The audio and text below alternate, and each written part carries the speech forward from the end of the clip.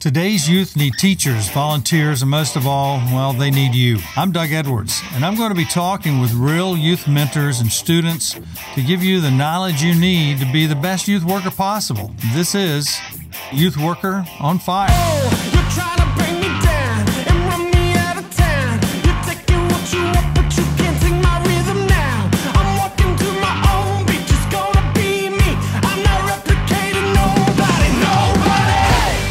Hello, Youth Worker Nation. This is Doug Edwards with Youth Worker on Fire, and this is my episode to just say thank you for listening to me all these years. Some of you have stuck with me for the last 5 years.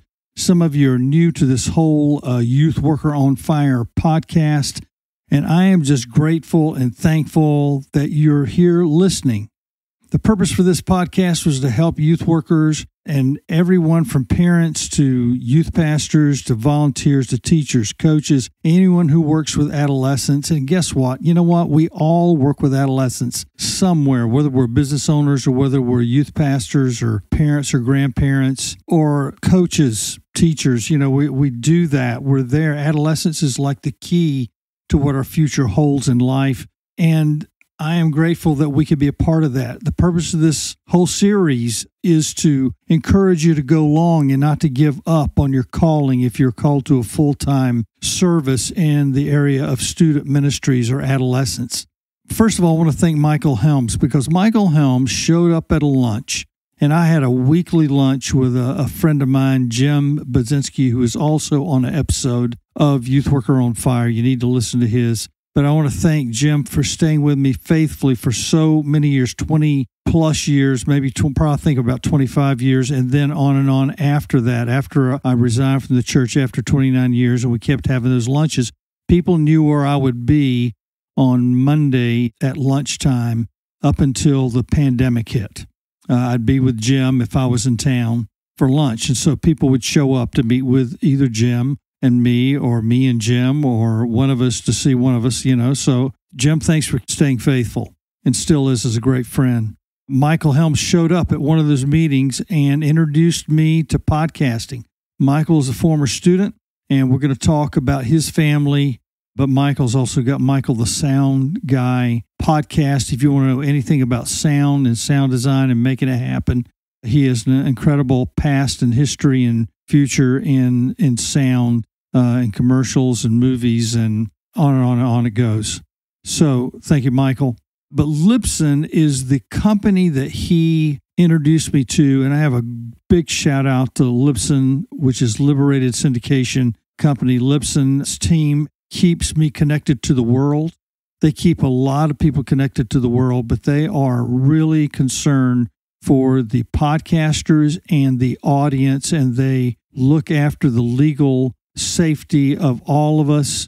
They've connected us to other countries. Every country in the world that has internet can listen to one of our podcasts. In fact, we've been on every continent since at least a year in because they keep adding and adding and adding stations such as Ghana and India. And on it goes, from Apple to Spotify to many, many others that we will list and take a look at. But I want to thank Libsyn for that and for their podcast, The Feed, which keeps us updated with microphones and keeps us updated with Apple, especially in how to make sure that we are doing things the right way so Apple will keep letting their listeners hear us, as well as all the other stations that are out there doing podcasting, iHeart, Spotify, Ghana, as I said before, but also want to take a look at some of the people within the United States, because this is a United States podcast. I mean, it's where we produced it from. That's where I've lived most of student ministry, even though we've done a lot of time in other countries when I was in student ministry and missions, taking students all over the world. The United States, of course, should be, and it is our biggest listening group.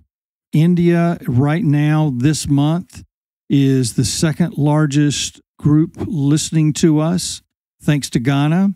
Germany right now is coming in third. This is the first time ever that Germany has been number 3. Australia is number 4. Australia has been normally number 2 or 3. thanks to Lenita Abushabek, who I interviewed. Lenita reached out to me, and she is a mentor and a trainer of mentors and coaches for teens. And Lenita, shout out to you and thank you for all that you've done. And so Spain is number 5 right now. France is number 6. Singapore is number 7. United Kingdom is number 8. Netherlands is number 9. Belgium is number 10 as far as listening audience. And there's some other nations too. But in the United States, I wanted to look at some states that have been there for us. Florida, of course, is where we're from. So a real shout out to Florida. Thank you so much for listening all these years and still being there. Second for a long time was my home state of North Carolina. And between second and third always was Texas. Right now, our second biggest state is Virginia. And our first biggest state of listeners, and we just have had a real onslaught of downloads from Oregon. And guys in Oregon, thank you so much. And Virginia, but Oregon, you're number 1 right now. Not even my own state of Florida, but you're number 1. For quite a while, California was number 1 as far as the states listening. We've got some listeners in Hawaii now because we reached out to Chase, who is the campus life director there on the Honolulu Air Force Base for the students that are on that base. He just retired about a year ago from the Air Force, and that's why we have a listening base in Ohio, which is his home state. Also Hawaii, because that's where we recorded him from. But we're very grateful, very thankful for all those listens. And my number 1 child is the episode 100, Ryan Edwards, who's editing and has edited for me for the past 3 of these 5 years. And, you know, guys, thank you so much for listening. And don't forget to reach out and send this to your friends to get them listening. If this has helped you, make sure that you pass it on to other people that it can help with their longevity in student ministry or in reaching out to teens in so many other ways. We've got so many people that are on there that are mentoring and changing the world. Larry Stevens, Amanda Stevens, and Tim Hancock's on there, Dr. Jay Strack. But thank you so much, guys from California, listening to us in Oregon. Oregon's number 1 right now. But you heard that there's a lot of states that we didn't name that you might want to reach out to some of those friends and let me know who I need to interview from those places. That'll be encouraging to you and so many others. I want to thank my family because I've not done a thank you episode like this before. The Lord Jesus Christ is always first because that's why we're here, because of Him and because of the life that He's given us to serve in this world, particularly in the greatest place of service in the world, that to teens and their families.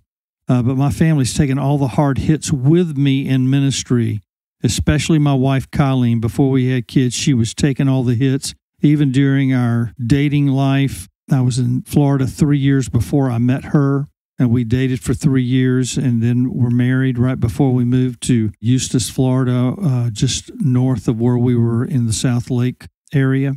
And she knew the hard hits of ministry before we ever had children and took all those hits with me, that you will, because it's a spiritual warfare. I was reading something by an author today out of Washington, D.C., a pastor from up there, Mark Batterson, and he was talking about the very thing I would say to my staff is that we're at war. We forget every day that if you're a believer, and even if you're not, you're a casualty if you're not a believer, not fighting the fight. But there's a war between good and evil, between God and Lucifer, the satanic powers that rejected God from heaven, as we know about from the scriptures. And there's a war going on, and we are in the middle of this war, and many, many people are the casualties. And so every day that we live, we're in warfare, whether we want to be or not, whether we ignore it or not, whether we're trying to hide from it or not, the war is still there. So I thank Colleen for really taking those hits with me all these years and still doing it while we're doing this podcast and reaching out to people. My wife is an amazing person and intelligent beyond belief. All the things that I'm not, she is. God brought us together for so much and the love of my life. So to my oldest son, we already talked about Ryan editing for me and after building his own new business and music for movies and television and advertising. And I want to talk about people I need to remember. I want to, in memory of, that have supported me all these years in student ministry. I've lost several just over the past few months. My mom, at the age of 91, and she had gone through so many different things, had a great mind, was still trying to set us up with the real estate that we have there in our hometown of Thomasville, and working on that when she got COVID and she went to be with the Lord. So thank you, Mom, for all the years and all the toughness that you created in me and my sisters. Steve Trush, one of my longest volunteers. Steve, out of the 29 years, volunteered for me for 27, was still going strong at the church after we left. We had been gone for 8 years when he died just a few months ago of heart disease. And great guitarist, great musician, a great giver. He always was ready to help. And a lot of the big shows, a lot of the big things that we did when travel for the schools in the area, we served a lot of schools, were due to Steve's efforts in the area of sound and sound design. And a lot of people will tell you that they came to student ministry because of him as one of my volunteers. Dennis Helms, and we talked about Michael Helms earlier. Dennis and I knew each other before I knew his son and his wife Linda and his daughter Michelle. Because when I came into student ministry through Youth for Christ in Orlando, he was our accountant. And Dennis has been my friend since 1979. Our lives have interwoven in and out. He gave up his position as accountant there to save the rest of the ministry because we were needing more money. And he said, we can do without my position. And before he even had another job, he gave up his position there and went looking for another job so that we could have enough money to continue on. And I spent 6 years in that ministry and then ended up at his church, Trinity Evangelical Free Church, where Dennis was there by my side, and Linda, his wife, and his children all these years from the beginning, because we were there for 29 years. And like I say, it's been 8 years since then that we're still friends. And we just lost Dennis a few weeks ago, had his memorial service. Dennis was an amazing encourager, an amazing giver. Thanks, Dennis. I'm glad you're in heaven and just hanging out with the best of the best and just being amazing. Dottie Freeman.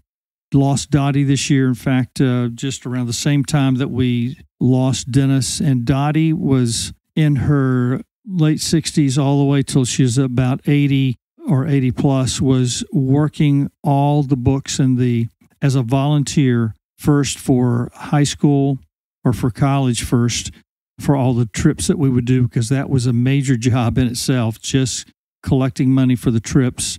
And we stretched ourselves in the area of college and career ministries. And she started collecting money for all those trips there and getting all the organization together. And then I'd lose someone in high school and she'd say, I can do that too. That's really not a problem, because she used to be in the corporate world. And then so Dottie would take care of that. And then I lost my middle school person after a while. And Dottie said, listen, I can do it all. I can take care of all the paperwork, all the legal documents, all the travel plans and everything, because you've already set it up, and I can make those things happen, because we had certain people in place to keep those things rolling, from local and foreign missions to Rocky Mountain and Appalachian Mountain trips where we would take their sand kids. If you're in Florida, you're a child of the sand and the ocean, and we would take them to the frozen cold in the wintertime of those places for retreats to stretch them and help them to see a God that's bigger than they ever thought God could be. So Dottie was a huge, huge part of my last 15, probably closer to 20 years of ministry. And her husband, who's still alive, Rod Freeman, was the accountant for the church, or the bookkeeper. But Dottie kept me going many times when I thought, okay, we just can't do it again. And she would encourage me, yes, you can. Yes, we can go on. And that's what long-term ministry looks like. People start taking care of you because they see the benefits of you staying and keep digging in and the war that you're facing. And so, Dottie, I'm so proud of you and glad you're home in heaven, and know that you know what's happening. And I'm just grateful and thankful for you. So, Youth Worker on Fire, Thank you so much for supporting us. Some of you need to be writing. You need to be starting your own podcasts. You need to be communicating to the world. Let me encourage you in that way. There's many of our episodes that will help you. Even though it's about student ministry, we still talk about this. Thank you so much for listening. Keep reaching out to us. We need to hear from you. We need to know what you think because you matter. And if we're not meeting your needs, then we're not doing what we set out to do. We want to make sure that we're there. We're encouraging you in a way that keeps you moving forward in the middle of the battle, in the middle of the war. This is a war, and thank you for being the warriors. Thank you for being those people on the front lines of life and of the spiritual forefront as we lift up the person of Jesus Christ, and we are just grateful for you. So this is Doug Edwards, Youth Worker Nation. Have a great evening, and know that I'm thinking of you and proud of you for going forward.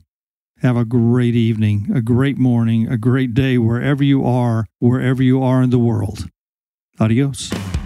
You've been listening to the Youth Worker on Fire podcast. If you like what you hear, please subscribe and tell your friends. Also, leave a comment and tell us what you think. Stay tuned for more informative episodes.